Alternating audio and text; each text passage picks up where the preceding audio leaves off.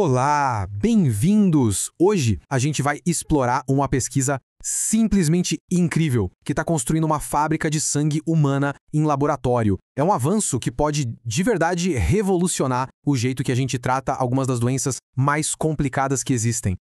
Vamos pensar juntos. E se fosse possível construir um órgão humano, funcional, não dentro de uma pessoa, mas ali, numa placa de laboratório? Parece coisa de filme de ficção científica, né? Mas olha, é uma realidade que já está começando a acontecer e que promete mudar tudo que a gente entende sobre o tratamento de doenças graves. Para entender essa revolução toda, a gente precisa primeiro dar uma olhada na fábrica mais importante e talvez a mais discreta do nosso corpo, a medula óssea. Pensa só, nesse exato momento, aí dentro dos ossos, essa fábrica está produzindo, em silêncio, algo em torno de 500 bilhões de novas células sanguíneas. Isso por dia. É uma operação sem parar, essencial que mantém a gente vivo e funcionando. E é exatamente aí que essa pesquisa se torna tão importante. Porque quando essa fábrica falha, como acontece num câncer de sangue, entender por que ela parou se torna uma questão de vida ou morte. Mas aí entra o grande desafio que os cientistas enfrentam há décadas. Como é que se estuda uma fábrica tão complexa que fica escondida dentro dos nossos ossos?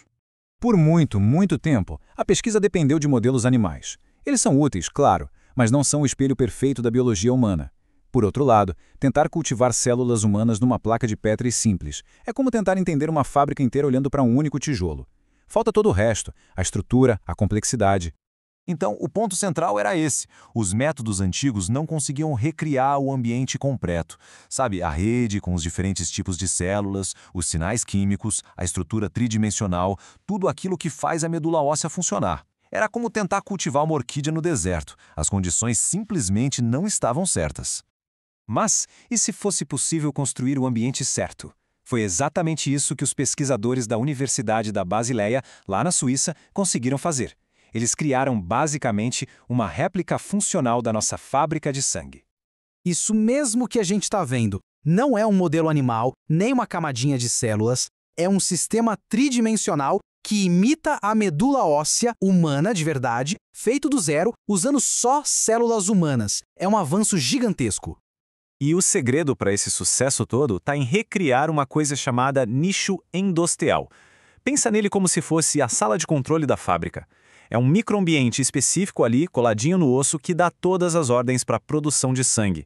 Ele é tão importante que até as células de câncer se escondem lá para sobreviver à quimioterapia. Então, conseguir construir esse nicho em laboratório foi o verdadeiro pulo do gato.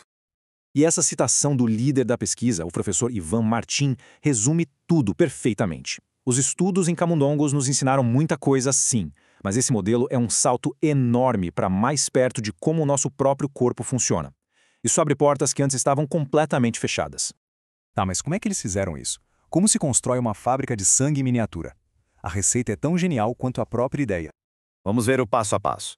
Primeiro, eles criaram uma estrutura toda porosa como um andaime, feita de um mineral que o nosso corpo já usa para construir osso. Depois, eles colocaram nesse andaime as células tronco humanas, as supercélulas do corpo, né? E por fim, usando os sinais químicos certos, eles guiaram essas células para que elas se organizassem e se transformassem formando não só um tipo de célula, mas toda a vizinhança complexa do tal nicho endosteal. E só para a gente ter uma ideia do tamanho, o modelo final funcional tem só 8 milímetros de diâmetro. Quer dizer, é pequeno bastante para caber numa placa de laboratório, mas ao mesmo tempo é grande e complexo o suficiente para manter a produção de células sanguíneas humanas por semanas. É uma verdadeira obra de arte da bioengenharia. Tudo isso é fascinante do ponto de vista da ciência, mas o impacto de verdade está no que essa tecnologia vai permitir que a gente faça daqui para frente. Essa é a grande pergunta, né? E as respostas podem transformar a medicina do jeito que a gente conhece hoje.